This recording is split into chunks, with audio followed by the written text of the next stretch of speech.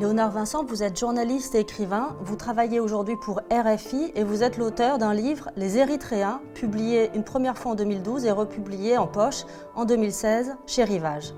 Pour votre livre, vous avez rencontré beaucoup de réfugiés érythréens. Pourquoi fuient-ils aujourd'hui en masse leur pays ?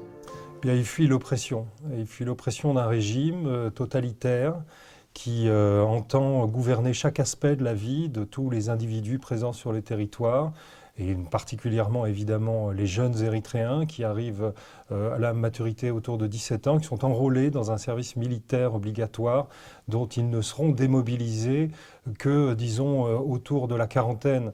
Ce service militaire, ce ne sont pas que des activités militaires, ce sont des chantiers, pour l'essentiel, des chantiers présidentiels, des routes, des barrages, et on est affecté sans pouvoir choisir soi-même dans des emplois qui sont choisis par le gouvernement, le ministère de la Défense, pour une paye misérable, autour de 20 $ par mois, dans un pays où on estime qu'il faudrait 150 $ par mois pour pouvoir vivre correctement.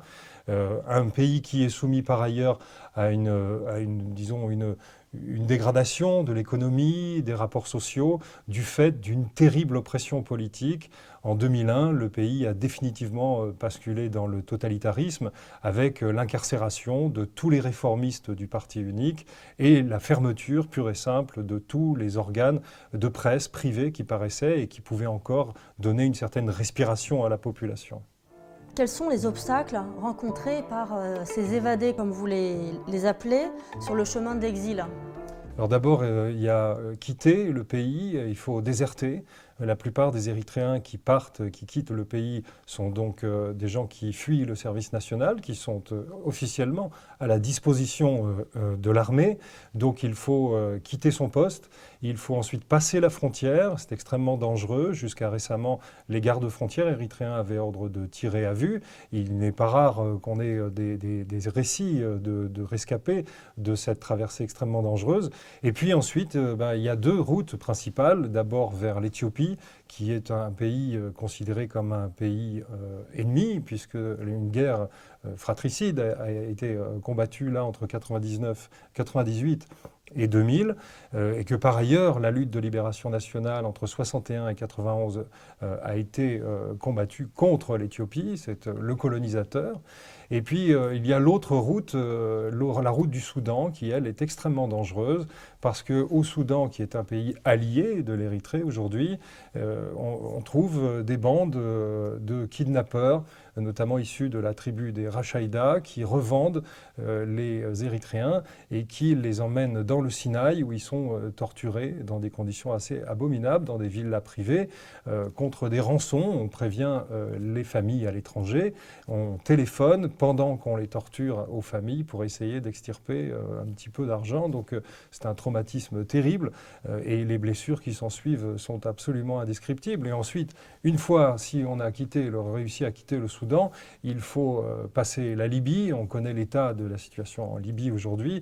La Libye est en état d'anarchie totale, où les Érythréens sont des proies faciles. Sous Kadhafi, c'était pas mieux, puisqu'ils étaient exploités par la bourgeoisie locale et ils étaient aussi traqués par les miliciens ou les policiers qui pouvaient faire de l'argent facile avec eux. Et ensuite, il faut évidemment traverser la Méditerranée. Et on connaît les conditions de traversée sur des coques de noix, avec souvent juste un téléphone portable et un pilote amateur qui va essayer d'entrer dans les eaux internationales, puis ensuite dans les eaux européennes vers Malte ou la Sicile. Et là, on compte les morts par milliers depuis 10 ans, tous les ans. Ce détroit de Sicile, cette zone internationale est devenu vraiment un cimetière marin terrible. Il y a les morts comptabilisés parce que les naufragés ont pu se signaler, mais il y a aussi tous les morts qui ont complètement disparu, c'est plusieurs centaines par an. Quelles sont les destinations que ces réfugiés privilégient et comment sont-ils accueillis une fois qu'ils arrivent à destination ? Alors, les Érythréens que j'ai rencontrés, moi, en Afrique, m'ont tous dit que peu importait la destination. Ils cherchent avant tout à fuir une région qui leur est extrêmement hostile, c'est-à-dire la Corne de l'Afrique.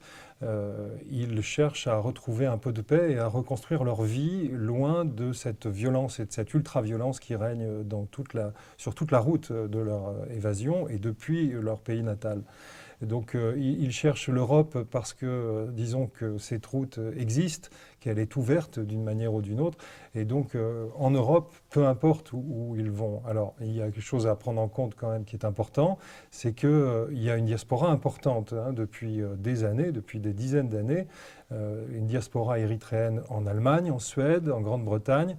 Et cette diaspora est évidemment en contact avec ces évadés, qui ne sont pas des migrants, mais des évadés vraiment. Et donc on leur propose dans les familles un lit, un avenir, et puis des gens qui parlent le tigrinya comme eux, comme cette langue très rare qui est parlée par ce petit peuple. Et donc ils cherchent à rejoindre un endroit où ils pourront être un peu tranquilles et disons trouver un peu de paix, en attendant que l'Érythrée éventuellement puisse de nouveau retrouver un petit peu de respiration et d'oxygène. Beaucoup de femmes érythréennes se retrouvent aujourd'hui en transit, pour certaines assez longtemps à Calais. Quelles sont les difficultés spécifiques rencontrées par les femmes le long de leur parcours migratoire? Alors, le sort des femmes érythréennes, puis des femmes syriennes aussi, mais enfin, je connais particulièrement la question des femmes érythréennes, est absolument terrible parce que ce sont des jeunes femmes qui fuient, la plupart, ou quand elles sont un peu moins jeunes, elles partent avec leurs enfants. On imagine ce que ces routes extrêmement périlleuses représentent comme dureté pour un être humain qui part avec un ou plusieurs enfants. Les jeunes femmes, elles, sont évidemment des proies de prédateurs sexuels tout le long de la route. Et que ce soit au Soudan, en Libye ou en Égypte, les témoignages de violences sexuelles contre les femmes sont vraiment, je veux dire, exagérément nombreux. C'est quelque chose qui n'est pas bien documenté, sauf par quelques ONG israéliennes, par exemple, parce que la culture érythréenne est une culture de grande pudeur, évidemment, que le traumatisme qu'ont subi ces femmes est considérable et qu'il est extrêmement difficile, non seulement de les faire parler, mais par ailleurs de leur proposer une thérapie, puisque l'Érythrée est un pays où la culture impose qu'on endure les souffrances en silence.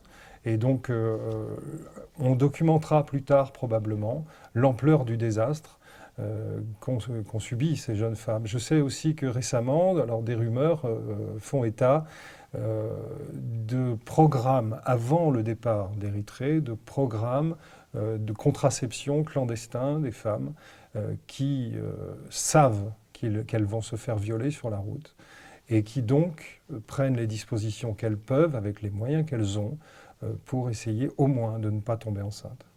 Quelles sont les conséquences pour un pays comme ça, pour sa vitalité, du départ de toute une génération, parce qu'on n'a pas évoqué les chiffres, mais ils sont considérables, de toute une génération de jeunes? Les conséquences sont évidemment désastreuses. C'est effectivement une génération qui s'enfuit. Les conséquences pour le régime sont à la fois désastreuses et puis permettent aussi une forme de survie. C'est ça qui est assez cynique, puisque ça leur évite d'avoir beaucoup de chômeurs sur les bras. Cette jeunesse, par ailleurs, va travailler si elle parvient à un endroit où elle pourra stabiliser sa vie et enverra de l'argent, ce qui permet de maintenir ce régime à flot. Maintenant, les conséquences concrètes, c'est une atomisation de la société érythréenne, une destruction totale du lien social et un traumatisme qui va concerner plusieurs dizaines de milliers de personnes pour un pays qui compte environ 5 millions d'habitants. Donc on mesurera encore plus dans les années qui viennent et dans les décennies qui viennent le traumatisme que ça représente pour une nation et la destruction de cette nation. Un exilé érythréen d'une soixantaine d'années qui lui-même avait combattu dans les rangs de la guérilla pour obtenir l'indépendance m'a dit vraiment très ému que l'un des crimes les plus importants du régime d'aujourd'hui, c'est d'avoir détruit la personnalité érythréenne.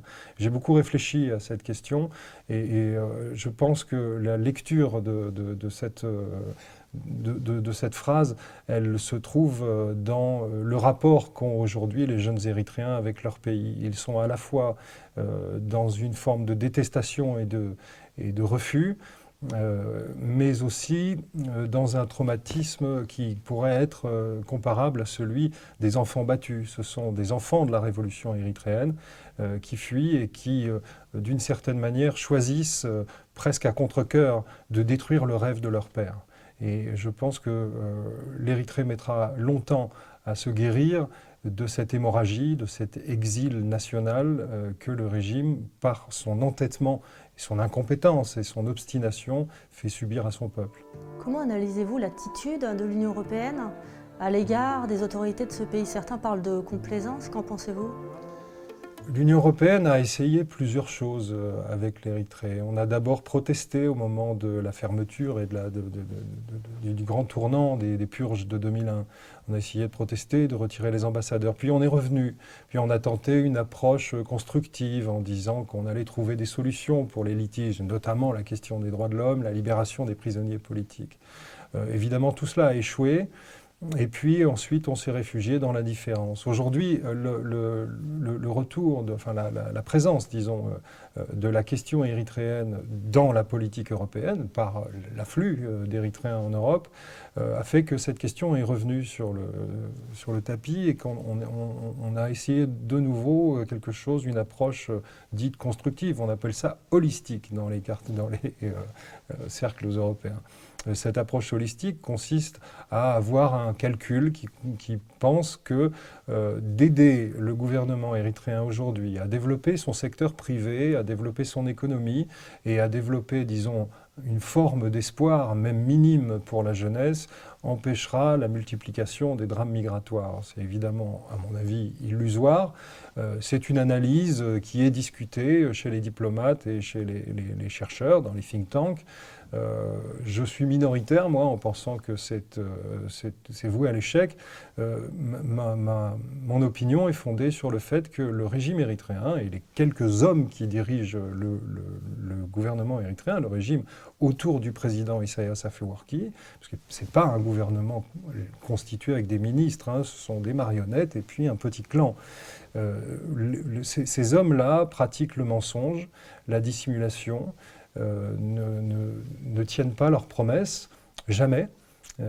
Et donc c'est extrêmement difficile pour des gens qui sont formés à des formes de diplomatie, disons, rationnellement fondées, d'avoir affaire à des gens qui se considèrent toujours comme une citadelle assiégée, un pays en guerre, et qui, dans l'isolement et la trahison internationale, essayent de faire survivre un pays que tout le monde voudrait voir détruire. Donc voilà, on va essayer des approches rationnelles avec un gouvernement irrationnel. Jamais aucune de ces approches n'a jamais rien donné. Louis Michel, le commissaire européen, en 2007, avait cru avoir obtenu la libération d'un prisonnier politique emblématique, Dawit Isaak, en contrepartie d'une aide européenne au développement de l'Érythrée. Évidemment, le siège qu'il avait réservé dans l'avion à sa visite à Asmara, ce siège pour Dawit Isaak, est resté vide. Aujourd'hui, des informations inquiétantes font état de la mort de Dawit Isaak en détention.